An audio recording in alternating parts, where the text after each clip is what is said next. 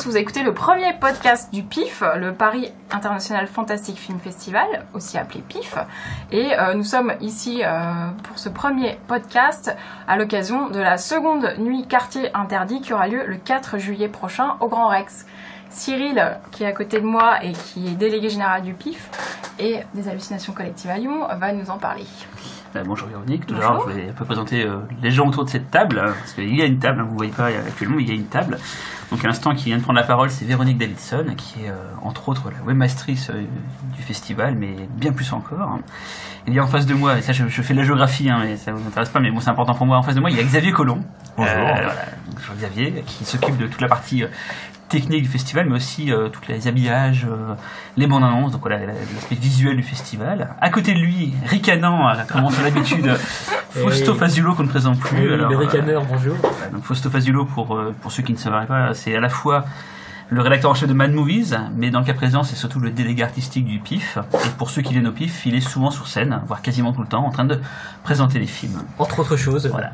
À côté de moi, et donc en dernier podcasteur, il y a Laurent Duroche. Enchanté. Enchanté Laurent, qui n'est pas du coup attaché directement au PIF, mais qui travaille à Mad Movies en tant que journaliste, qui est aussi secrétaire de rédaction du magazine, et qui du coup est une voix en plus pour nous, une voix, ma foi, fort intelligente et fort goulayante. J'attendais suave, un truc comme ça. Mais... Et il y a caché... confirmé la voix intelligente. Et caché quelque part aussi, mais qui ne parlera pas, il y a Jérôme qui nous aide pour la partie technique du festival, du podcast. Voilà.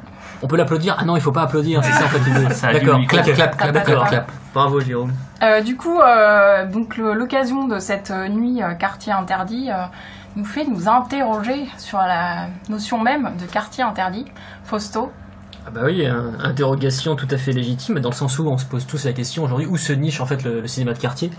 Et c'est vrai, c'est une discussion qu'on a eue avec Cyril quand on avait décidé de cette thématique-là lors de la première nuit Quartier Interdit, où on s'est dit tiens, on va pas choisir le terme Grindhouse pour la simple et bonne raison que ça nous semblait faussement à la mode ou en train d'être démodé, bref un petit peu entre les deux, et on s'est dit tiens, soyons très franco-français et appelons un chat et on va choisir Quartier Interdit, cinéma de quartier. Puis en plus c'était un clin d'œil à Jean-Pierre Dionnet qui est quand même une des personnalités phares de notre cinéphilie, je pense, à toutes et à tous. Et aujourd'hui, c'est vrai que c'est même une question que je me pose moi personnellement quand j'ai des inédits vidéos entre les mains ou quand il y a des films qui sortent en salle.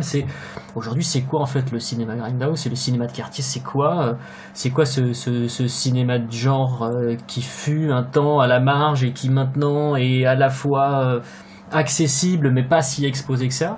Et surtout, esthétiquement, c'est quoi? Est-ce que c'est juste des espèces d'affaîteries ou du bricolage? Est-ce que c'est un véritable esprit? Est-ce que c'est un système de production qui ressemble à celui du vrai cinéma de quartier passé des années 70?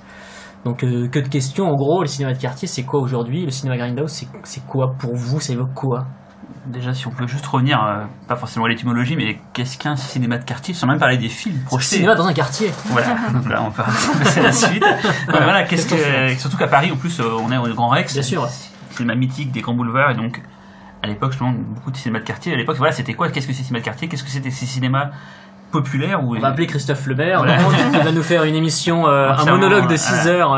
Peut-être pour les plus jeunes qui nous écoutent, effectivement, il y a eu une époque pas si lointaine, Paris pullulait, c'est un mot qui est insultant, de cinéma de partout, et effectivement, il y avait beaucoup de cinéma de partout, cinéma de quartier, il y avait quand même beaucoup de films qui pouvaient être montrés en même temps dans tout Paris, quoi. Et effectivement, il y avait un type de cinéma qui se localisait dans un type de cinéma de lieu en fait, et donc on y passait des films justement qu'on appelait cinéma de quartier, des kung-fu, des westerns, des choses comme ça et tout. Et c'est ça qu'on a voulu justement avec cette première nuit rendre hommage. C'était pas forcément du fantastique ou du bis, c'était plus du cinéma populaire. Cinéma populaire de quartier, vraiment. Les en fait, gens c'est vraiment ça, c'est du cinéma populaire, c'est vraiment de la culture, c'est vraiment de la pure culture pop pour le coup, quoi. Est-ce que c'était aussi des films qui n'étaient pas dans un circuit de distribution classique et que maintenant c'est... Ah oui, à l'époque c'est pas du tout marginalisé, c'était il y avait cinéma pour la province, cinéma pour Paris, mais globalement c'était des films qui étaient dans plein de cinéma lambda, et à l'époque les gens n'allaient pas voir du film bis, ils n'allaient pas voir des films, ils allaient voir un western. Mais il y avait des réseaux qui étaient assez marrants, parce qu'il y avait des films qui sortaient en province et qui n'étaient pas visibles à Paris, et donc c'est vrai qu'il y avait certains films bis italiens qui étaient visibles dans le sud-est de la France, dans un réseau bien particulier, du fait de la proximité avec l'Italie, et qui n'étaient pas visibles à Paris, comme il y avait des films bis entre guillemets, même si c'est encore compliqué cette appellation et de la manipuler, bref, qui était visible en Belgique et qui n'était pas visible en France. Donc c'est vrai que quand on connaît quelques vieux de la vieille qui nous racontent leurs histoires de vieux combattants en tel Christophe Lemaire que nous recitons autour de cette table, souvent il nous expliquait qu'ils partaient en fait du côté de la Belgique pour aller voir des films bis d'exploitation, ce qu'on veut, qui n'étaient pas sortis en France, quoi. Donc parce que c'était des choix de propriétaires de salles de cinéma en fait, carrément, de passer ces films-là, ou Eh ben, c'est une bonne question à laquelle je suis bien incapable de répondre. Je suis désolé. Je sais que du côté des distributeurs, à l'époque, les mecs achetaient des films limite au kilo, quoi. Ils achetaient un lot de films de kung-fu, un lot de western, Et ils pouvaient les couper eux-mêmes, par ailleurs. Ça qui était fou, c'est que parfois il y avait quand même des montages suivant les salles où le film était diffusé, quoi. Surtout pour le porno et l'érotique, alors là, c'est encore plus le cas, mais en tout cas, il y avait, voilà, c'était une époque où, déjà en plus à l'époque, comme disait Christophe Lemaire, je suis désolé Christophe, on décide beaucoup, mais les films, t'étais pas certain de les revoir. Il y a une époque, la vidéo n'existait pas à la maison, donc les films, tu allais les voir à ce moment-là, mais t'étais pas certain de les revoir un jour dans ta vie, donc. Je pense que tu mets le doigt sur Laurent, ce qui fait que le cinéma. Laurent, tu mets le doigt où, toi? Laurent, sur Cyril toujours. T'es à côté de moi, donc c'est toi qui prends. Je suis désolé. C'est la distribution, c'est la façon de voir les films. Le cinéma de quartier existait parce qu'il était dans des quartiers et que les gens pouvaient aller voir. La seule façon pour eux de voir des films, c'était là. Maintenant, cette notion n'existe plus. Quand on parle de cinéphilie, la plupart du temps, c'est une cinéphilie à la maison, en vidéo. On peut pas dire que les salles actuellement soient vraiment très cinéphiles dans leur programmation. Il n'y a plus de place pour ce type de cinéma. Voilà, en fait, il y a bien longtemps qu'il n'y a plus de place pour ce type de cinéma, encore moins maintenant. Et du coup, le cinéma de quartier, il n'existera plus jamais, pour moi, à cause de ça. En tout cas, il est mort parce que les cinémas de quartier n'existent plus, quoi. Exactement. Parce que les films en eux-mêmes, le type de produit, on les retrouve. C'est les Asylum, c'est les méga chers versus ces conneries-là. Parfois, il y a des bons films qui émergent, mais tous ces produits ultra bis, etc., sont, on va dire, l'engeance des films bis de l'époque. C'est juste que maintenant, voilà, ils marchent, ils s'exportent avec la vidéo, avec la VOD et le streaming. Mais et s'il y avait encore des salles de quartier, on y verrait ces films, je pense.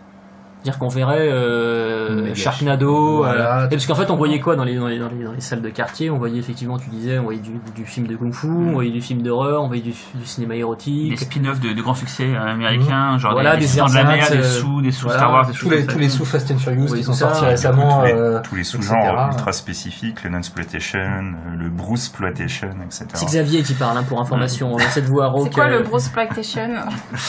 C'est tous les clones de Bruce Lee.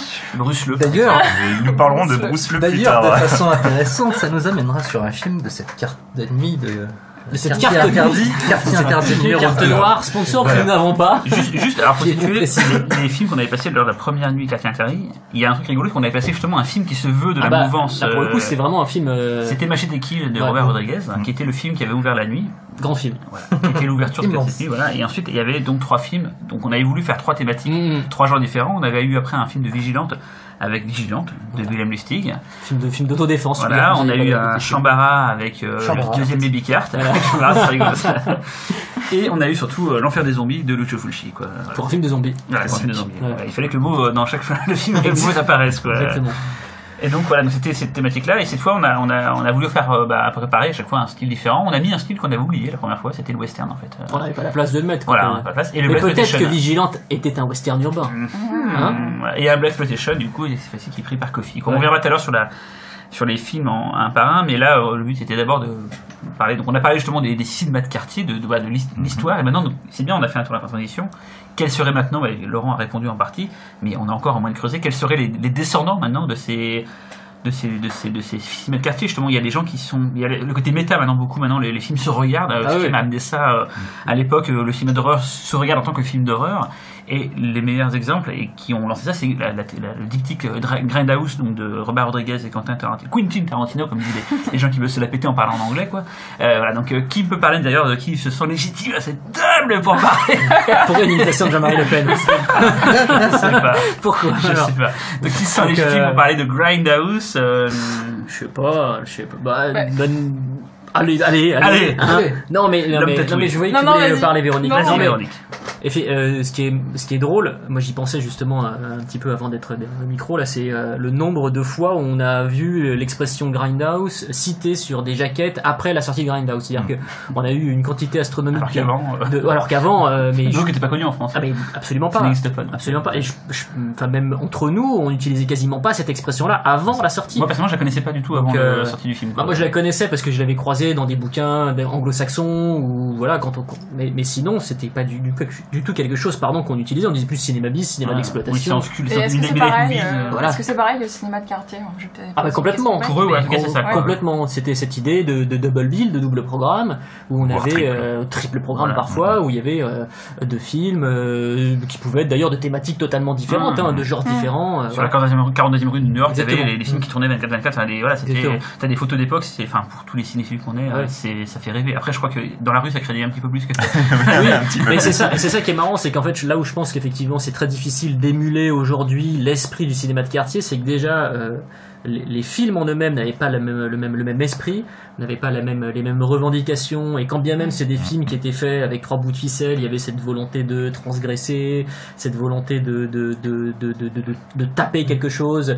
Pas forcément transgresser, mais au moins utiliser les tabous ou alors parfois ce qui est assez drôle, c'est que c'était pas volontairement transgressif, mais ça le devenait tellement ça utilisait en fait c'était des films au premier degré, enfin c'était pas toujours des potaches ou c'était pas méta, en tout cas c'était pas conscient forcément de... Le truc le plus agaçant, effectivement, c'est intéressant ce que tu dis, c'est de regarder ces films-là aujourd'hui avec un regard second degré. Ça, c'est le truc le plus insupportable. Ça les tue, en fait. Ça les tue. Et là où je trouve que le film Grindhouse est plutôt intéressant, c'est que quand bien même il nous resserre une espèce de sauce nostalgique, un peu façon menu best-of, il est quand même respectueux de l'esprit de ces films-là. Alors après, il y a du traficotage, parce que on est quand même dans un cinéma qui est très très contemporain, qui est très conscient des codes et des attentes du public. Mais quand je vois ce que fait par exemple Tarantino avec Death Proof, j'ai plus l'impression qu'il plie le cinéma de quartier à sa propre vision, plutôt qu'il ne s'en moque. De toute façon, c'est un mec qui ne se moque jamais des genres qu'il illustre. On peut ne pas aimer son cinéma ou trouver ça facile, etc. Il a toujours cette espèce de respect du matériau, de respect parce que lui les a fréquentés, c'est ça, et que il regardait ces films là d'une façon très pure, quoi. Et ce qu'il en fait aujourd'hui, d'ailleurs il s'en détache de plus en plus quand on voit son Django qu'on projette d'ailleurs à la nuit, mais le sien, son Django à lui, il est absolument pas Grindhouse ou cinéma de quartier, quoi. Pas du tout. Mais là c'est Tarantino, c'est pas Rodriguez. Oui. Ah, c'est Tarantino pour Death Proof.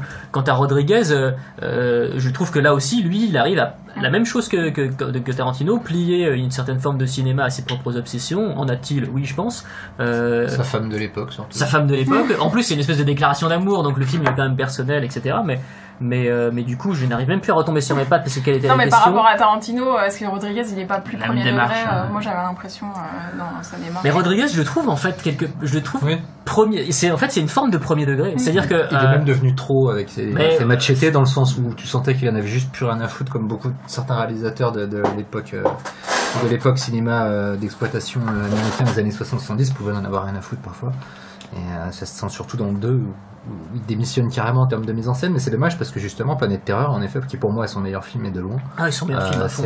C'est jouissif, tu sens qu'il a envie de se faire plaisir, et ça fait un bout de temps que t'as l'impression qu'il a plus trop envie de se faire plaisir, Rodriguez, au cinéma. Et c'était un peu son champ du cygne, j'ai trouvé. À la fois le pic de sa filmographie et le moment où il a commencé à je sais pas, à plus avoir la niaque, on dirait. Mais du coup, tous ces films Grindhouse, remake, on va dire, ils ont plus retenu le côté spectaculaire et rigolo, on va dire, de cette vague, alors que peut-être que dans les... C'est un peu une esthétique aussi. Par exemple, sur Django, l'original, c'est pas du tout quelque chose de drôle ou de... Ah non, pas du tout. C'est un film qui est totalement morbide en plus, quoi. Il n'y a pas des spéciaux ringards. En même temps, le Django original... Niveau morbide, il est bien. Non, je parlais du Django original en fait. Ouais, je parlais du Django original qui est totalement mortifère. Mais du coup, ce film-là, il rentre dans la case cinéma de quartier, alors que nous, maintenant, on a une image un peu déformée de cinéma de quartier qui serait un peu. Et oui, c'est très compliqué ces histoires de classification. Mais ouais, c'est pas tout marketing. La merde en fait. En plus, c'est super. Et puis il y a des films italiens qui sont sortis dans des salles de quartier et je sais pas, pour Sergio Corbucci, on regarde Le Grand Silence, c'est un chef-d'œuvre absolu du western, c'est pas un chef-d'œuvre absolu du western bis, quoi. C'est un chef-d'œuvre absolu du cinéma, point. Et malheureusement, enfin non, même pas malheureusement, mais il est sorti dans un réseau de salles de quartier. Alternative. Voilà, donc du coup, il a été très vite estampillé Western Spaghetti, qui n'est pas d'ailleurs une appellation très sympathique. C'est assez, surtout pour celui-là en plus. Surtout pour celui-là, s'il n'y a pas de spaghetti dedans, c'est bien ça. Hein, mais... C'est ça que le côté, enfin, souvent c'est une façon aussi de déprécier les films, le côté Western Spaghetti justement. Oui, bah oui. C'est un peu vite fait quoi. C'est le côté, c'est bon, c'est pas le vrai cinéma. Mais après, on l'utilise nous aussi, parce qu'après, on est aussi victime de ces automatismes-là, mais on devrait pas, voilà. On devrait pas. C'est un western, point barre. Italien. C'est un western italien, bien sûr, bien sûr. Qui avait sa propre particularité d'ailleurs, c'était celle de démystifier le cinéma, le western américain, les codes et les formules bien établies qui mettaient en valeur une espèce d'ouest un petit peu comme ça, tout brillant, avec des cow-boys toujours propres, toujours bien rasés, etc. Et c'est vrai que le western spaghetti a été je l'ai dit, a été une façon de démystifier ces codes. D'ailleurs, ce qui est rigolo, parce que Tarantino avec son Django, il a fait la même chose. Enfin, à mon sens, quand je regarde le film, j'ai l'impression qu'il fait la même chose, mais il l'utilise pour parler de la culture black. Entre ce qu'est le personnage de Django joué par notre ami Jamie Foxx au début et à la fin, il y a tout un côté un petit peu je me la pète, alors qu'au début le personnage est vrai, il a des vraies valeurs, etc. Et j'ai trouvé qu'il disait un peu la même chose sur la culture black que ce que le western italien disait sur la culture américaine en parlant du western classique. Donc à cet égard, même si je trouve que c'est peut-être le moins bon film de Tarantino, le plus faible en termes d'écriture, je l'ai trouvé assez intéressant et je trouve que c'est là qu'il prouve qu'il fait partie de ceux qui sont capables de reprendre les codes du cinéma, de la subversion du cinéma bis de façon très très intelligente, et c'est peut-être même quasiment le seul. Ah oui, aux États-Unis, oui, je vois pas trop de mecs qui est capable de rivaliser avec son intelligence de décryptage en fait. Ce qui manque à Rodriguez d'ailleurs. C'est un peu d'intelligence ou de décryptage, ou les deux. Il est pas américain du tout, mais je sais que ça tient à cœur Laurent, mais il y a un peu Refn qui peut justement se réapproprier là je lui fais plaisir, jusqu'aux oreilles. Non mais là on va quitter cette table parce qu'en fait je masturbe sur la table en fait, là il est en train de salir toute la table.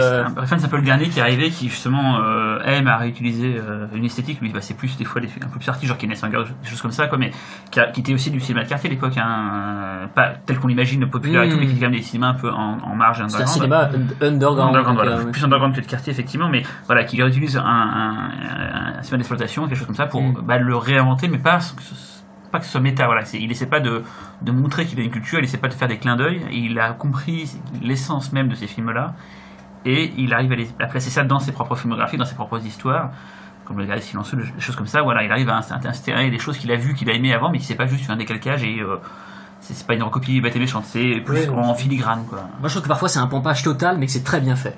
Mais lui-même le revendique d'ailleurs, cet aspect. Je suis très curieux de voir son film d'horreur d'ailleurs, la première fois qu'il va vraiment se frotter au genre avec The Neon Demon, vu que son film préféré c'est Massacre à la tronçonneuse, tout le monde le sait depuis le Cannes de l'année dernière, mais je suis très, très curieux de voir ce qu'il va donner dans le genre. À mon avis ça sera très très loin du cinéma de quartier. Mais sinon après il pompe tout, enfin c'est là où il a des références qui sont peut-être un petit peu différentes. Après il a grandi aux États-Unis aussi, il a grandi à New York, à New York donc en plus c'est un proche de William Lustig qui est une des figures tutélaires du cinéma d'exploitation. Il faut le remake de Maniac Cop ensemble. Voilà, il faut le remake de Maniac Cop ensemble, mais oui je pense qu'il a des références qui sont peut-être un peu plus mais je pense en plus qu'il est très très intelligent. Refn, c'est qu'il se dit ok on m'étiquette Tarantino européen, mais bon faut quand même que je me démarque, donc faut quand même pas que je cite les mêmes films, il faut quand même que je prouve que ma sensibilité elle est un peu différente, d'où justement des références et des clins d'œil à des films que Tarantino ne cite pas forcément. Tu citais Kenneth Anger effectivement, mais bon dans Only God Forgives par exemple, il y a des plans entiers, c'est du David Lynch quoi, quasiment en termes de composition, enfin mais je sais pas, après Refn effectivement ça fait partie de ces mecs qui aujourd'hui en tout cas sont irrigués je pense du même cinéma que nous, et qui font en sorte de digérer ça et de le passer à la moulinette de leurs propres obsessions. Parfois ça fonctionne, parfois ça fonctionne pas du tout. Là c'est générationnel en fait, en gros ceux qui font du cinéma maintenant, ceux qui l'ont vu dans les 70, 60, 80 pour les plus jeunes, et forcément ça influe. Les gens qui faisaient du cinéma il y a 50 ans, c'est un cycle tout ça quoi. Du coup t'imagines la génération qui fera du cinéma dans 20 ans, on fera un podcast à ce moment-là, mais il faut dire que du coup là on a vu beaucoup le côté américain justement, donc avec dans les enfants du cinéma de quartier, donc Tarantino, de moindre mesure Refn. Je pensais au Japon par exemple, je pensais à Takeshi Miike qui est un des rares qui fait aussi je pense des références beaucoup au cinéma populaire japonais et qui le met au goût du jour actuellement avec ce qui est bien, c'est heureux pour nous avec les moyens. C'est d'ailleurs rigolo de voir que les anciens méchants du cinéma, enfin les trublions comme les Sam Raimi, les Peter Jackson, des choses comme ça. Même Mickey, qui était à la base faisait du cinéma vraiment à petit budget, surtout maintenant avec des très gros budgets, et se refont plaisir à faire ce cinéma-là, quoi. Mickey, il a actuellement les plus gros budgets au Japon, et il refait des Shambara, il refait des Yakuza Eiga, enfin il fait des films voilà, tels qu'on les faisait au Japon dans les années 70, voilà. Donc je pense à ça, j'ai trouvé des équivalents, peut-être un Choyark en Chine, voilà, des gens qui arrivent à refaire ce cinéma populaire avec maintenant les codes, parce qu'ils sont obligés de s'adapter, et les codes actuels, mais qui arrivent à ne pas faire leur pute avec cette passion-là, tu vois, ils vont pas... C'est très intéressant parce que justement dans son tout dernier excellent film, La bataille de la montagne du tigre, il confronte complètement lui son fantasme de cinéma qu'il adorait quand il était jeune avec une technologie ultra moderne, la 3D. Justement, il explique que lui, il veut filmer ça en 3D, filmer un récit d'époque, c'est justement une manière de confronter le passé et le présent et de voir ce qui en est en termes d'impact sur le spectateur. Et par exemple, La bataille de la montagne du tigre, il adore ce film parce que quand il était jeune, il était parti avec une délégation culturelle à New York. Il vivait à New York et lui, il était projectionniste pour la communauté chinoise de New York. Et il leur passait très souvent le film original qui était tiré d'un opéra, qui était donc Taking Tiger Mountain by Strategy. Et voilà, qu'il a grandi avec ce film à New York. Donc finalement, La bataille de la montagne du tigre, c'est un petit peu une émanation du cinéma populaire, des cinémas populaires chinois new-yorkais. Donc on trouve des traces un peu partout encore de cette époque, complètement. Est-ce que vous voyez d'autres gens comme ça en Europe qui pourraient être des descendants Mais pour rester sur Takeshi Miike, je sais que toi tu connais très bien les ciné japonais. Je le connais très bien, Non mais j'ai lu, et tu vas peut-être me confirmer qu'il avait fait une préquelle à Django. Oui, tout à fait. Tsukiyaki Western Django, ouais. Et Tarantino joue dedans d'ailleurs. Non, c'est vrai. Mais du coup, il a fait une préquelle au Django de Tarantino non, c'est une variation du thème de Django, quoi. Ouais, c'est plus une réappropriation de la mythologie et alors là, pour le coup, c'est à mon sens, c'est les fantasmes du western spaghetti, pour utiliser le terme, vu à travers le prisme de Takashi Miike. Donc c'est assez marrant. Je trouve pas le film totalement réussi, par ailleurs. C'est vrai que ça fait partie de ces films univers comme ça qui sont des purs fantasmes de cinéastes qui rêvent à ce qu'ils aimaient et qui auraient à la limite aimé vivre à ce moment-là, à cette époque-là, à ces endroits-là pour faire ces films-là. Quoi. C'est vrai qu'on a en plus, quand Miike a commencé à émerger sur la scène internationale, on l'a très très vite comparé à Tarantino. Alors en fait pas du tout, il n'y a pas du tout de rapport, même dans leur parcours, tout ça, etc. C'est quand même deux personnalités qui sont très très différentes. Par ailleurs, Miike est pas quelqu'un de très très cinéphile, il le dit lui-même. Il a beaucoup de lacunes en cinéma, que ce soit du cinéma pop ou du cinéma plus classique. Mais ce qui est intéressant chez lui, oui, c'est, je pense qu'en termes d'esprit, ça fait partie des réalisateurs japonais qui sont dans cette espèce de désir quasiment cannibale de tourner, qui se rapproche de certains cinéastes du cinéma populaire japonais des années 70, quoi, où les mecs tournaient et il fallait que les films tombent, il fallait que les films sortent. Parce qu'il y avait des circuits de salle à nourrir. Il y avait des circuits de salle à nourrir, il y avait des studios derrière qui commandaient des films, il y avait la télé qui représentait quand même une sacrée menace, donc il fallait proposer aux spectateurs des films, des œuvres qui ne ressemblaient pas à ce qu'ils pouvaient voir sur petit écran. Et ce qui est marrant avec Miike, c'est que oui, après on peut faire un parallèle avec lui, un cinéaste comme Fukasaku, dans l'énergie, dans cette espèce de puissance un peu destructrice, ou même avec un réalisateur comme Teruo Ishii, dans les excès, tout ça, etc. Mais ce qui est intéressant, avec ce gars-là, c'est, comme tu disais Cyril au début, c'est que aujourd'hui il est aux commandes des plus gros budgets du cinéma japonais, et voir un gars qui nous a asséné des espèces de films tout à fait improbables, bricolés et très très méchants, le voir aujourd'hui réaliser des blockbusters ou des films sélectionnés à Cannes. Il a été sélectionné quand même en sélection officielle 3 fois de suite. D'ailleurs c'est le record à ce jour. C'est assez drôle, c'est assez cocasse en fait. Parce que, après ça c'est un autre débat, mais il y a aussi comment cette culture-là, qui était avant considérée comme une culture de marge underground, est totalement conspuée par les institutions officielles, est devenue aujourd'hui pas la culture majoritaire, mais devenu en tout cas quelque chose de respectable, loué. Ça fait bien. Ah bah oui, ça fait bien, et loué par des journaux et des magazines qui trouvent que c'est intéressant. On va pas s'en plaindre, c'est qu'on pourrait trouver ça un peu. Non, bien sûr. Mais c'est quand même bien. Bien sûr, c'est toujours de toute façon, faut jamais se plaindre d'avoir sorti un genre ou. Souvent certains disent c'était mieux avant parce qu'avant on était entre nous dans une cave. Non mais bien sûr. Mais on est quand même content que ce soit Peter Jackson qui ait fait la commune le Seigneur des Anneaux. On préfère que ce soit ces mecs-là qui prennent le pouvoir. J'aurais préféré Max Pécasse, mais. Juste pour finir sur les descendants, parce qu'après il faut peut-être on s'y parle un petit peu de qu'est-ce que les genres du cinéma de quartier et tout, ce qui est aussi et surtout qu'est-ce que c'est le cinéma d'exploitation. Voilà, mais juste pour finir dans les ce qu'on a vu, le côté asiatique, le côté américain et dans le côté européen, c'est Laurent qui disait ça de façon très juste. Un des ceux qui justement, parce que c'est arrivé très tard en fait, le côté où on se référence en Europe sur ce qu'on a fait. Il y a effectivement Peter Strickland, il peut y avoir Bruno Forzani et Hélène Catet qui justement font un cinéma, leur cinéma, mais qui du coup rend à leur façon hommage à un cinéma qui est européen. En fait, nous on faisait des cinémas à nous.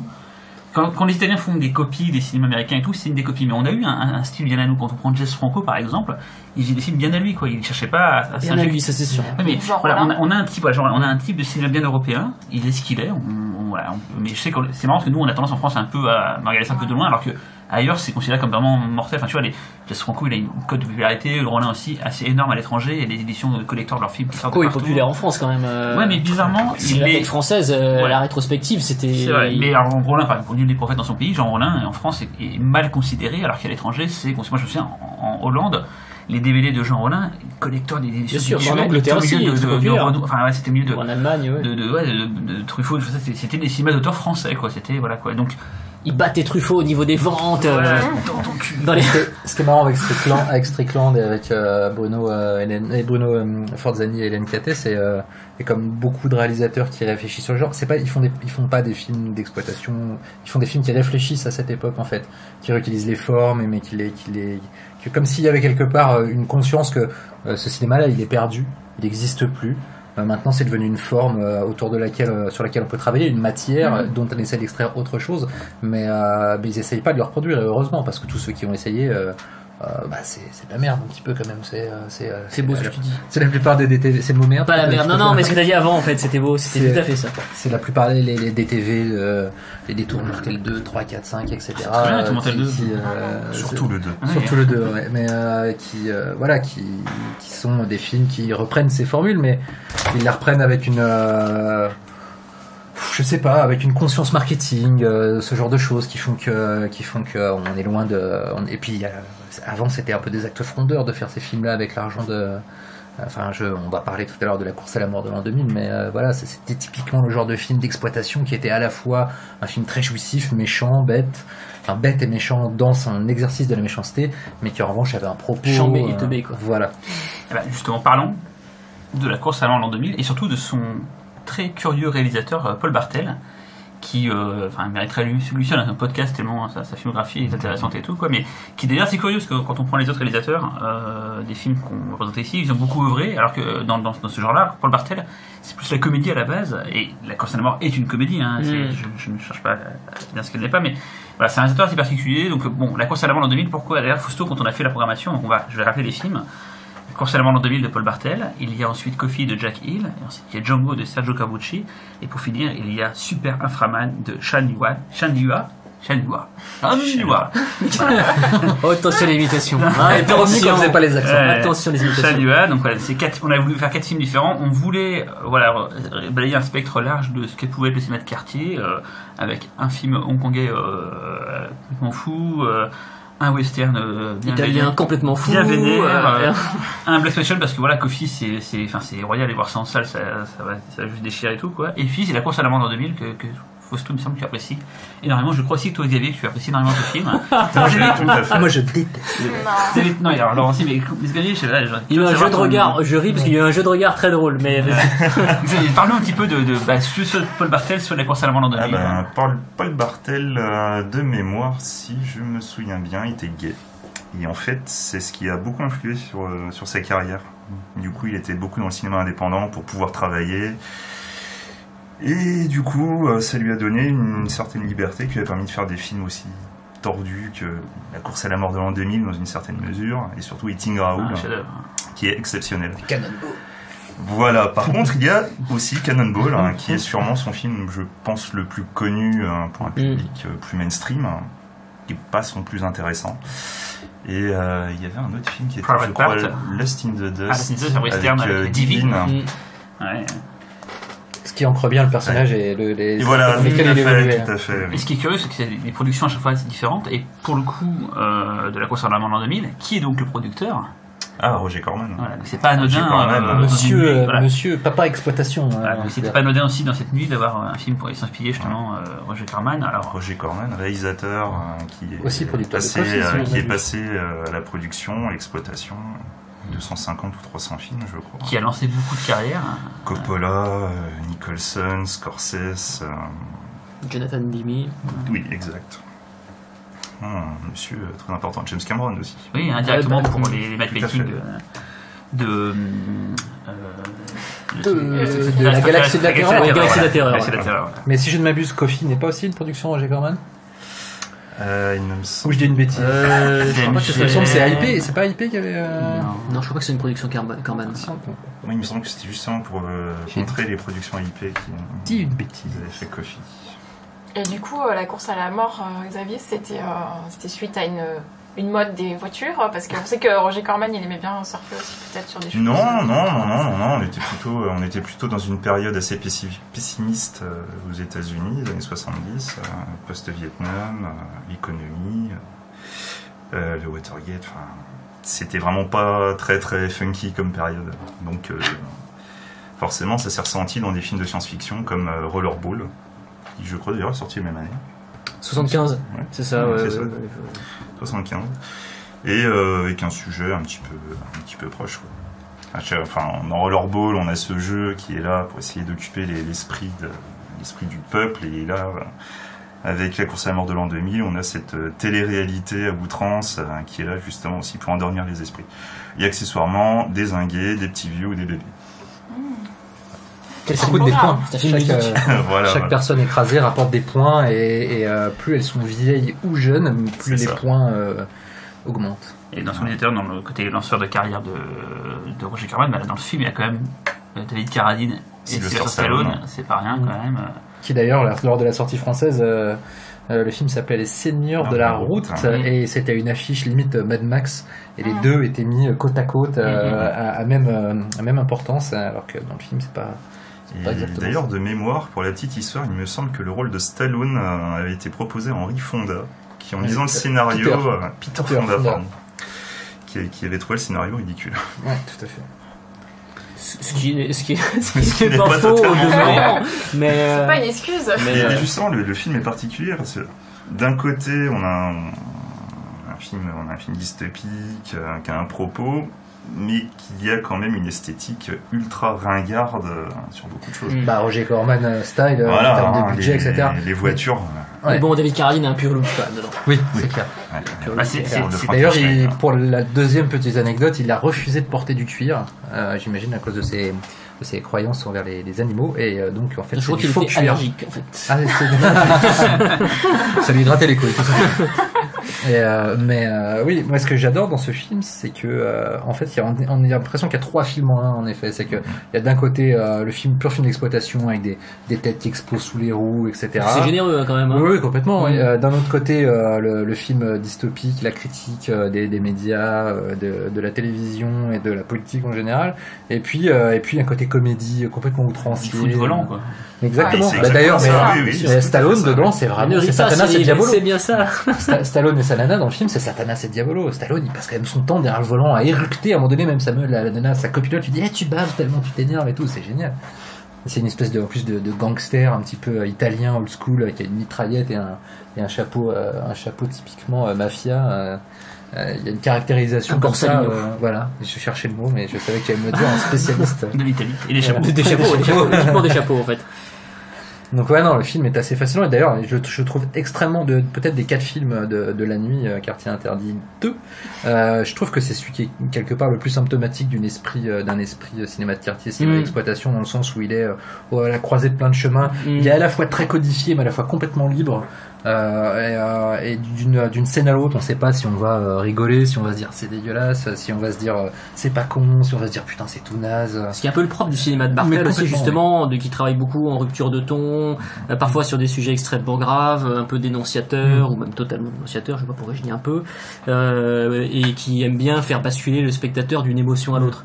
Alors c'est peut-être plus évident sur un film comme Eating Raoul par exemple, mais sur un truc comme La course à la mort de l'an 2000... C'est plus évident encore sur La course à la mort, parce que dans Eating Raoul, voilà, ça va être une comédie de meurtre un petit peu grinçante, et ça n'en dévie pas spécialement, tandis que c'est vrai que dans la course à la mort, il y a toutes ces ruptures de ton, mais qui sont du coup, je trouve, ce qui faisait le meilleur du cinéma d'exploitation, c'est-à-dire que d'un coup, il y avait un mec qui avait la liberté de s'emparer d'un sujet qui à la base est un sujet d'exploitation pure et qui l'amène vers des territoires qui en font des films complètement étonnants et complètement libres et complètement uniques. C'est un film totalement BD en plus. Complètement. Pour le coup, dans son esthétique, dans son esprit. Et justement, ce qui est intéressant aussi, c'est de voir que donc ce film a eu un remake. Ah, que reste-t-il du coup du cinéma de quartier dans le remake Et quand on voit le remake, pas forcément grand-chose. Ils n'ont pas compris vraiment le film. Non, il y a un exploit, c'est que c'est quand même le meilleur film de son réalisateur. Oui. C'est vrai. Mais bon... Ah, t'as une faiblesse moi, pour... je suis un grand fan des Resident Evil, les 4 et 5, donc... Ah ouais.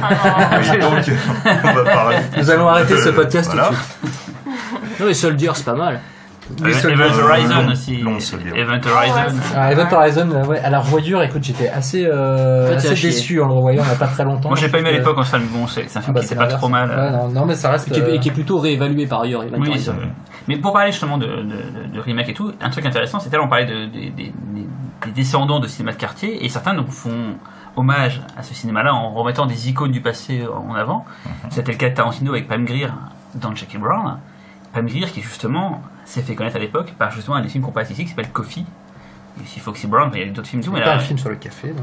Non, c'est pas un film sur le café. Voilà. Et donc, c'est pas Coffee avec 2 E à la fin. Non, Coffee, c'est Coffee. Et donc voilà, ce cinéma-là, tiens, qui se sent d'ailleurs de parler du cinéma de Blaxploitation? Bah toi, Cyril, je sais que tu adores ce film. J'adore ce film, mais parler de la Blaxploitation en soi, je sais pas si je me sens capable d'en parler. Juste que à l'époque, ce cinéma-là, ces gens se posaient des questions de qu'est-ce qui pouvait intéresser la communauté nord-américaine, enfin afro-américaine aux États-Unis. Donc tiens, il y a ce style de cinéma-là, il y a la musique, enfin il y a tout un tas de trucs qui sont mis. C'est un style de cinéma qui vient aussi du succès de Sweet Sweetback, de Badass Song, de Melvin and Peebles. Voilà, et effectivement, ils sont toujours dans le cinéma quand quelque chose cartonne, on se dit tiens. Exactement. Voilà, c'est pour ça qu'on a eu plein de sous. Voilà la définition du cinéma d'exploitation. Ah, voilà, tu viens d'allumer en fait. Bon, voilà, on peut finir ce podcast. Voilà, merci. Vous savez tout. Donc c'est à 22h le 4 juillet, oui, au Grand Rex. Heureusement qu'on n'a pas commencé par ça. Dans le cas de Coffee, en plus, précisément, effectivement, on est encore vraiment plus sur ce sujet-là, puisque c'était en plus pour, je crois, contrer les exploits de Cléopatra Jones, qui était sorti juste avant. Laurent est un fan de Cléopatra Jones. Non, je suis pas sûr, mais oui, en effet, il me semble bien que je persiste ici, il me semble bien que Coffee est un film à IP. Et donc peut-être produit par Corman, mais à cette époque, je revérifierai. Mais c'est oui, cette obsession, le mec qui revient avec son truc. Là. Mais non, mais je sais, c'est Cyril, moi je n'allais pas faire mon démenti. C'est une bon, je croyais que tu l'as écrit. Donc je l'ai écrit comme ça, j'ai envie d'écrire. Ouais, donc toi tu décides. Donc Cléopatra Jones, c'est ça, donc Coffee. Oui, donc oui, voilà, pour montrer Cléopatra Jones, enfin en tout cas pour surfer sur le succès de Cléopatra Jones, donc sort Coffee avec Pam Grier qui était déjà vu dans... Excusez-moi si c'est pas dans l'ordre, Black Mama, White Mama, Big Dollhouse, Pam Grier Foxy Brown, qui est magnifique. Qui est vraiment l'icône, en tout cas à l'époque, elle est déjà le caractère, c'est une femme de tête et tout qui tient le film de bout en bout. Elle est splendide, mais ça, bon, c'est limite accessoire. On a pu la voir en Maton sadique. Ouais, donc très important. Et elle vraiment, parce que c'est Coffee, c'est pas accessoire, sa beauté. C'est justement ce qui a fait le succès de ses films, c'est qu'elle est juste une plastique atomique et qui détonnait. Ce serait la réduire à ça. Je trouve qu'elle a tellement, bien sûr, tellement un charisme. Oui, mais bon, faut appeler un chat un chat. Ce qui faisait que les gens allaient aller au cinéma, c'était, ils allaient pas voir un film de Jack Hill. Là, ils allaient voir un film avec Pam Grier, quoi. Voir un film de Pam Grier, c'est l'espèce de raccourci. T'as vu le film de Steven Seagal? T'as vu le film de Jean-Claude Van Damme? Un canoncier sur la jaquette. Voilà, c'est ça, à côté, c'est, on va Pam Grier dessouder parce que c'est pas un Rape and Revenge, mais c'est comment on dire le film, en gros, c'est Murder and Revenge. Ouais, Murder and Revenge, voilà, elle cherche à venger une bande, à décimer toute une bande à elle seule parce qu'elle veut enfin un peu la loi, donc c'est la Panthère Noire de Harlem. Voilà, c'est la Panthère Noire de Harlem. Il s'attaque aux dealers qui ont causé la mort de son petit ami et de sa sœur. Et du coup, le film va être très très généreux. Par exemple, tout à l'heure très généreux. En scène explicite, dans le sens ça désingue, ça désingue. Pam en plus n'a jamais lésiné sur le débillage. Oui, ça c'est cool. Ça, la pas froide, c'est ça. Non mais voilà, mais ça participe encore bien sûr. À tout ce que doit, au contrat que doit remplir un film d'exploitation. Donc les gens à l'époque, quand ils vont voir un film avec Pam Grier, alors ok, ils vont voir un film où il y a une nana qui dessout des gars, mais ils vont voir aussi un film où la nana elle se met à poil, quoi. Et ça c'est déterminant. Une mamelle du cinéma d'exploitation, c'est quelle mamelle le cul, la violence. Pardon Véronique voilà. Pour toutes ces sorties effectivement masculino-masculines. Quand Scorsese il a fait Boxcar Bertha. Je sais pas si c'est légende ou si c'est vrai, Roger Corman lui aurait dit tu fais ce que tu veux, tu peux retravailler le scénario autant que tu veux, mais toutes les 15 pages, il faut une scène de nu. Il avait bien raison.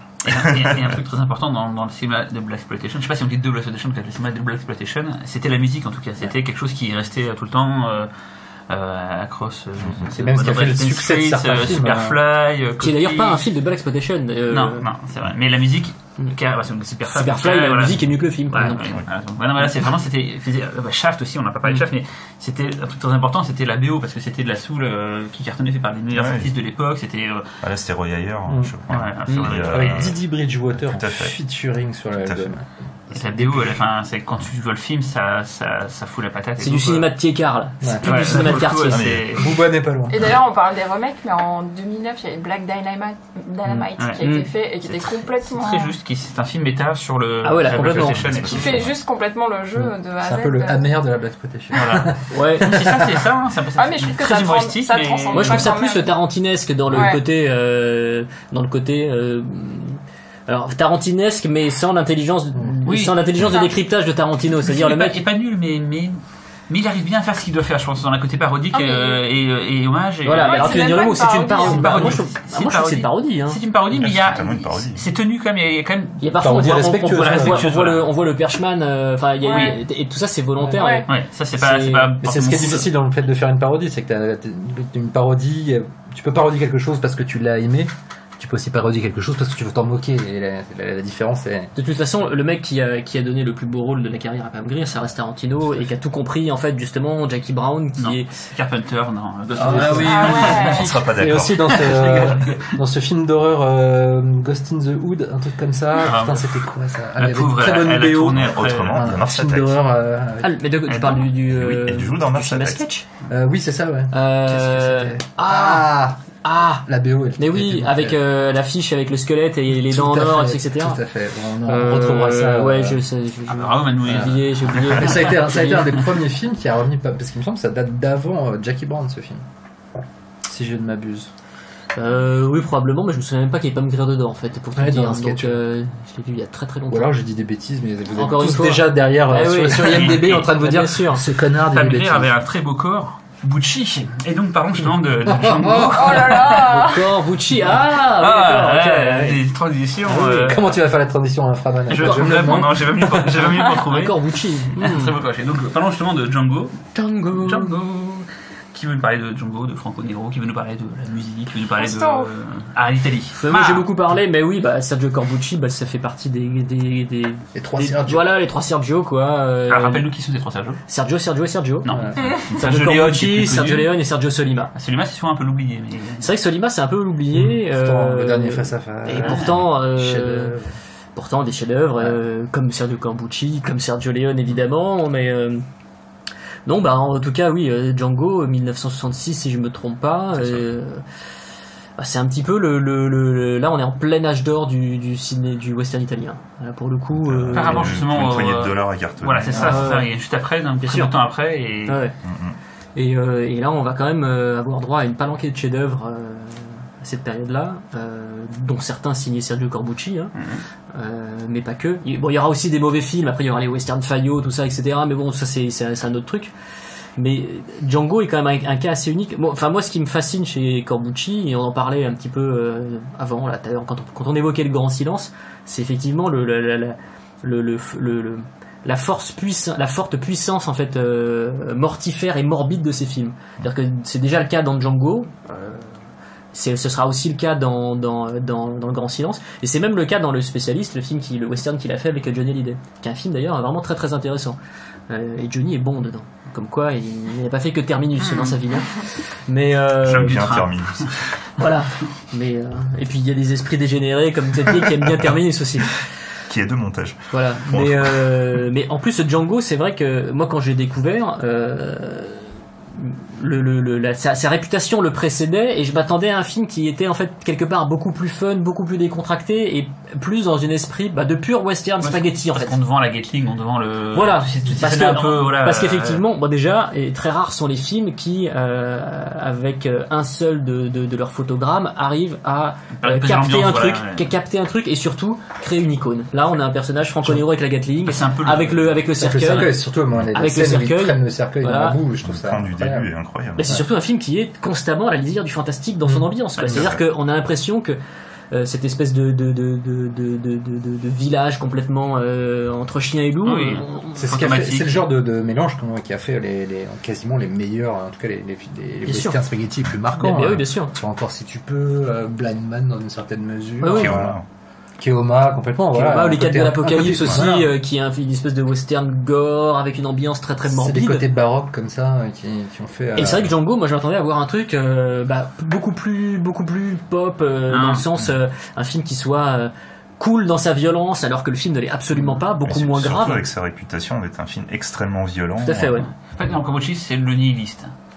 Ah oui, Corbucci extrêmement c'est le nihiliste, Solima c'est le politique et Léon c'est Léon. Voilà, ce que je te dis. Et même si Corbucci Campagnero c'est aussi politique quoi. Oui, politique, ouais. Mais en plus, ce qui est intéressant, c'est aussi par rapport à Léon avait son Eastwood et Corbucci nous amène avec Franco Nero comme une image. Il arrive quand même à pas comparer, mais il arrive à amener quelque chose aussi à un personnage assez marquant, avec un regard très profond et un désespoir, qui l'habite et tout quoi. Voilà, Franco Nero. Ce qu'il avait fait des trucs avant, je sais pas forcément, j'ai pas sa filmographie en tête. C'était dans ses premiers rôles. Oui, c'est ses premiers rôles. Ouais. C'est un acteur, marquant du cinéma italien, western, du polar, surtout. Moi, je me pose toujours la question, est-ce que je préfère Franco Nero dans les westerns ou dans les polars? Moi, j'ai une petite préférence pour ces polars, et notamment ceux qu'il a fait avec Castellari. Mais bon, ça c'est plus, je pense, c'est personnel, je vais pas rentrer forcément dans les détails, mais en tout cas, ouais, c'est un mec qui a une intensité de jeu assez folle, quoi. Et justement, ce qui est aussi intéressant, c'est qu'il a tellement marqué les esprits que il a un peu lancé la carrière de Terence Hill, Maurizio Merli. Et puis et là après les sous Franco Nero. Voilà. Parce que lui il est vraiment différent en fait de Clint Eastwood. C'est-à-dire que pour le coup, ce qui est intéressant, c'est que je trouve pas que ce soit un acteur qui duplique en fait un autre acteur ou la façon de jouer d'un autre acteur. Il a vraiment il a un côté à la fois très méditerranéen, il est très brun, tout ça, etc. Mais en même temps, il y a cette espèce de côté une espèce d'élégance que vous pouvez avoir. J'ai un peu l'impression que c'est entre les deux, entre une élégance peut-être un peu aristocratique anglo-saxonne à la Clint Eastwood et un côté plus méditerranéen. Et en fait, lui, il est vraiment entre les deux, quoi. Et ce qui fait qu'il est totalement unique, quoi. Alors que c'est vrai que tu parlais de mecs comme Merli, c'est vraiment la brute épaisse, quoi. Ah oui, totalement. C'est une vulgarité qui se dégage de lui. Exactement. Mais c'est ce qui fait qu'il c'est un acteur aussi génial. Génial dans ses limites, mais génial quand même, quoi. C'est un peu comme Terence Hill. Je trouve que Franco Nero et Terence Hill, même si Terence Hill est plus léger. Mais Terence Hill, il y avait quand même ce côté il y avait cette espèce de notion de duplication en fait du formule qui marchait, qui existait, tout ça, etc. Le ténébreux aux yeux clairs. Voilà, et la belle gueule, c'est devenu une espèce de fond de commerce du western. Complètement. Alors après, les réals, ils jouaient là-dessus à fond, quoi. Mais en tout cas, Franco Nero a été fort bien utilisé. Puis il a eu l'intelligence de pas essayer de faire comme ses voisins américains, quoi. Enfin, voisins non, parce qu'ils sont très loin. D'ailleurs, je me demande même si Django, c'est pas la première fois qu'on avait un film qui était aussi baroque et surréaliste. En 66, avant Django, je vois pas. Oui, parce que Tire encore si tu peux, c'est après. Ouais. Et là, le film de Giulio Costi met la barre assez haut quand même dans le genre western, métaphysique, barré. Et alors moi j'ai pas vu Django, mais j'ai vu le film de Tarantino. Ça a l'air d'avoir rien à voir avec ce qu'on a fait au final à part le nom. En dehors du caméo de Franco Nero, pas grand chose quoi. Ouais. Et qui est d'ailleurs le truc le plus raté du film de Tarantino, je trouve. C'est vraiment très je pense qu'il a juste pris un nom connu pour le côté hommage, mais que c'était pas ça qu'il voulait raconter. C'était juste Django, c'est un personnage, voilà, c'est quelque chose d'assez connu. Et parce qu'après le nom de Django est devenu une franchise, c'est ça un peu. C'est qu'après c'est comme Santana, c'est qu'il y a des milliards de sous-westerns. Ce qui est marrant, c'est qu'il a fait comme on fait notamment, je crois que c'est les distributeurs allemands, parce que Django avait cartonné en Allemagne. Et après tous les films qui sont sortis, tous les westerns avec Franco Nero qui sont sortis, même si c'était pas des Django, en Allemagne étaient titrés Django. D'accord. Donc finalement Tarantino il a fait un petit peu. Je pense que c'est plus l'hommage là pour le coup se fait juste au nom du titre. Mais voilà, il voulait rendre hommage à un pan d'un cinéma, le cinéma italien western, et voilà, il a utilisé Django comme une sorte de nom summum, de nom totem qu'il faudrait représenter tout ça, quoi. Et ce qui est aussi d'intéressant, c'est que du coup, avec tous les RZ de titres Django machin, on arrive à un autre cas particulier du cinéma d'exploitation qui est la suite non officielle. Oui, c'est vrai. Quand on se rattache tant bien que mal, on accroche un personnage, enfin un acteur en commun, ou je pensais par exemple au Elisa, où il y en a 3 officiels, les par de Edmond, et puis il y a un 4e fait par c'est Franco, je crois, il me semble, qui s'appelle Greta, mais on utilise Diane Thorne, voilà, pour faire une sorte de similitude, de rattachement entre les 3. Voilà. Très typique du cinéma d'exploitation. Voilà, c'est ça. Faut dire que c'est quand même un cinéma de Bargoulin, quand même, un cinéma de. Ah oui. Donc il y a eu de la Django exploitation en fait. Voilà, et donc, il y a le côté bon, ça cartonne, on n'a pas les moyens de payer la licence, on s'en fout. En fait, vu que tout est basé sur une espèce de, pour employer un terme très actuel, un flux. Ce qui est intéressant, t'as vu, c'est impressionnant d'être contemporain comme ça. Ce qui est intéressant, c'est que parmi ce flux, parmi ce flow, parmi ce que vous voulez, il y a tellement de films, il y a tellement de trucs improbables qui sortent qu'il y a toujours un truc qui va, parfois de manière totalement involontaire, se distinguer de la masse et va être une espèce de concentré, de singularité. Et c'est ce qui est justement beau dans le cinéma d'exploitation, c'est que finalement, il y a plein d'accidents incroyables, quoi.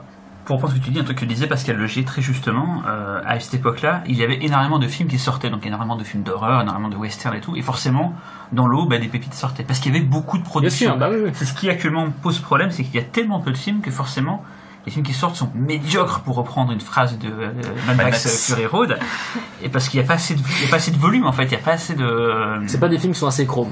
Ouais, ils sont pas trop. C'est sûr. Moi, je pense qu'ils iront pas au Valhalla. Et donc à cette époque-là, comme tu dis, il y a beaucoup de westerns qui sortent. On en retient que les meilleurs, mais quand tu vois les quantités astronomiques de westerns, il y a plein de comédies françaises qui sortent chaque année. Il y en a aucune qui est bonne. Je suis pas sûr qu'il n'y ait pas assez de volume parce que en termes de nombre de production, oui, mais c'est pas pour un pays donné. Pour un pays donné. Tu prends le found footage, on va dire, c'est la mode récente qui a été exploitée. C'est du cinéma d'exploitation. Voilà. C'est vraiment du cinéma. C'est du cinéma d'exploitation d'aujourd'hui.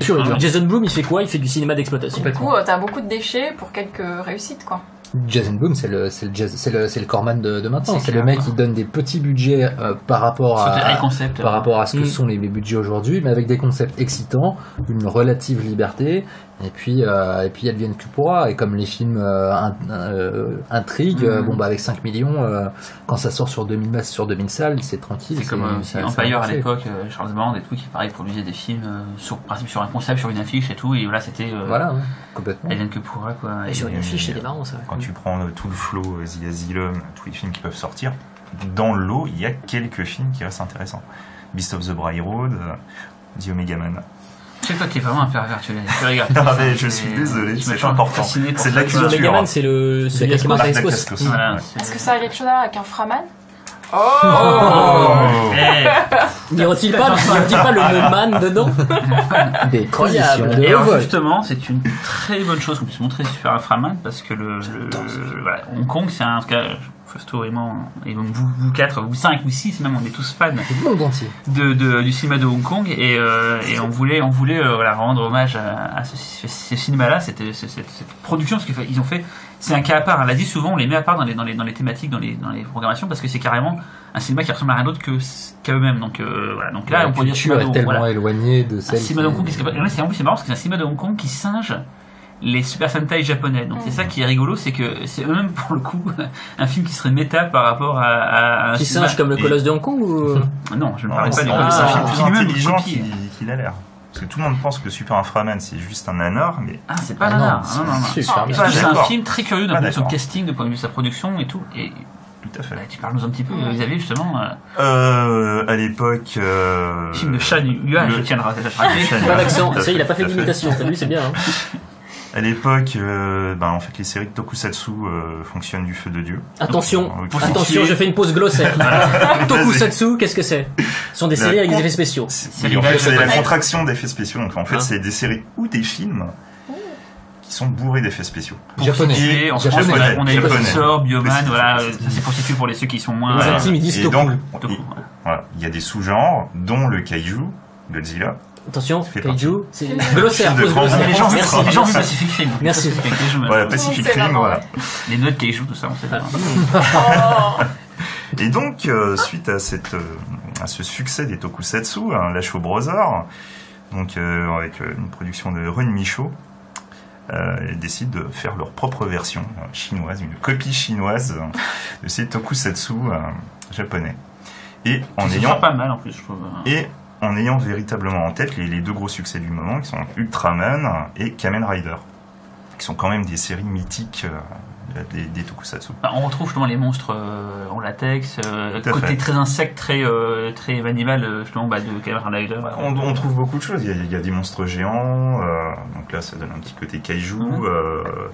Il y a un mélange qui est assez intéressant sur les décors, où à la fois on a un peu ces décors vides qu'on peut beaucoup trouver dans les tokusatsu. Les carrières abandonnées. Voilà, toutes les carrières abandonnées. Mais façon Shaw Brothers. Mais en gardant l'esthétique Shaw Brothers. C'est que d'ailleurs c'est marrant, c'est que les combats... C'est quoi l'esthétique Shaw Brothers? Très coloré. Très coloré. C'est une lumière très particulière. On la reconnaît de toutes les productions. C'est vrai qu'ils avaient des studios qui s'utilisaient pour toutes les productions, et forcément ça allait tourner dans le même endroit qu'il y a eu des Kamen Rider ou des... D'ailleurs, autant les tokusatsu, c'est synonyme de carrière, autant les Wuxiapian de la Shaw Brothers, c'était synonyme de forêt ou de prairie. Wuxiapian, pause glossaire. Ah oui. Voilà, Wuxiapian, film de sabre chinois. Voilà, merci. Du bruit. Et donc pour revenir Wuxiapian. Ah non, pas d'imitation. Non, c'est le bruit, je faisais le bruit des épées. Je crois qu'il vient de ça en fait. Et donc pour revenir à Super Inframan, pourquoi est-ce que ce n'est pas un nanar? Mais ça surtout pas. Parce que c'est. Mais personne ne l'a dit, Xavier. Pourquoi tu nous regardes? Non, mais ça est accusateur. Mais tu as raison. Claude sur Nana ou c'est Claude sur Nana? La VF effectivement a fait beaucoup de dégâts. Pas que la VF finalement, la version anglaise aussi, où ils ont détourné carrément le nom de toutes les créatures. Parce que bon, t'es une créature. Pas de ça chez nous. Il sera en cantonais le film. Et point, voilà, pas en mandarin. Parce que j'ai vu qu'il y avait une version américaine. Oui. Quelle version sera diffusée le 4 juillet au Grand Rex? La version complète, donc ça va pas être le montage français. D'accord. Pas celui donc qui est sorti en DVD chez CTV. Tout à fait. Donc complètement inédit. C'est un montage qui est un tout petit peu différent, c'est pas non plus incroyable. Est-ce qu'on pourrait mettre la scène où Super Inframan grandit plein de fois? J'adore cette scène. Sa scène, elle est incroyable. Surtout comment elle termine. On ne dira pas comment. Non, mais ça, c'est la façon dont elle est filmée, ce mélange de perspectives forcées, tout ça, une efficacité complètement folle pour un effet qui a une simplicité renversante. À l'image, c'est magnifique. Le film est très chouette. Mais justement, c'est là où on se rend compte quand même que les Chinois se débrouillent très bien, parce qu'ils arrivent presque au niveau des Japonais qui pourtant eux ont des années derrière eux. Ils ont le temps de. D'ailleurs, ils ont eu, je crois, certains costumes qui ont été prêtés par une boîte japonaise. Et je crois que c'est aussi le premier film de la Shaw Brothers qui était storyboardé. Tout à fait. Par rapport aux effets spéciaux, j'imagine, un petit peu. Et logiquement, le premier film de super-héros aussi, puisque en chinois, il me semble que ça veut dire le Superman chinois. Si tu prends vraiment le titre VO tel quel. Ce qui explique que sur l'affiche originale, il me semble qu'on voit le site de Superman. D'accord. Et il y a beaucoup d'effets. Il y a Danny Lee. Avant The Killer. Ça c'est improbable de voir Danny Lee. Mais après, non, c'est pas improbable, parce que Colosse de Hong Kong et The Holy Maniac. The Holy Maniac, ça va être aussi une collection, même aussi Colosse de Hong Kong, mais tout ce qui est fait spéciaux aussi, justement, c'est qu'après il y a eu d'autres films qui ont exploité, genre Buddha Palm. Alors je sais pas si d'ailleurs Buddha Palm est avant ou après Super Inframan. Après. Mais il y a tout ce côté effets spéciaux directement sur la pellicule, voilà, des choses comme ça. Tout à fait. Que Zo reprendra un petit peu. Voilà, ça date de quelle année déjà, pardon? Tout le monde est donné dans sa note. Non, moi je n'ai pas de note, mais je 75. Oui, parce qu'il me semblait que c'était justement le film le plus vieux de la nuit avec la Django c'est le plus jeune, je crois. Django c'est le premier. Non, Django c'est le plus vieux. C'est le premier, non mais c'est le premier. Mais dans l'âge, voilà. 66, 75, Course à la mort, Coffee 76. Je tire 73. Super Inframan 73, pardon. L'intérêt de Super Inframan, c'est qu'au-delà c'est aussi un film de Hong Kong, donc avec ce qu'il y a de combat chorégraphié, et c'est ça qu'on kiffe beaucoup aussi, le film hongkongais. Je dis kiffe parce que je suis jeune et je vous emmerde. C'est généreux, c'est généreux en scène de combat, et ils amènent aussi tout leur savoir-faire du câblage. Et là, par contre, au niveau des combats, ils sont meilleurs que les Japonais. Parce que dans les tokusatsu à l'époque, c'était un peu plan-plan. C'est rigide. Je pense issu aussi des arts martiaux. C'est ça, c'est très rigide, c'est très voilà, je pense au Street Fighter de Shinichiro par exemple. Moi, j'apprécie moins les Street Fighter. Des films hongkongais où les mecs volent dans tous les sens, c'était plus un point de vue personnel, mais je préfère. Comme toi. Les sont plus bourrins, ils font plus mal et il y a un côté très sec dans la baston. Mais j'aime le côté aérien, moi, des films de kung-fu hongkongais. J'aime ce côté voilà, un peu grandiose et tout, voilà, surréaliste. De quel point de vue Ah, puis à l'époque, les Shaw Brothers, c'était comme la firme qui faisait les meilleurs films d'arts martiaux au monde, donc c'est pas étonnant que du coup le film Super Inframan en jouisse et transcende un petit peu la formule tokusatsu avec en effet des affrontements bien plus spectaculaires. Ok. Bon, bah écoute, c'est tout un programme. C'est le cas de le dire, hein. C'est le cas de le dire, ma bonne dame, c'est tout un programme. On se retrouve alors le samedi 4 juillet au Grand Rex à partir de 22h. Je pourrais pas, j'ai piscine. Si, on sera tous quelle là. Enflure. Non, il va venir, Laurent.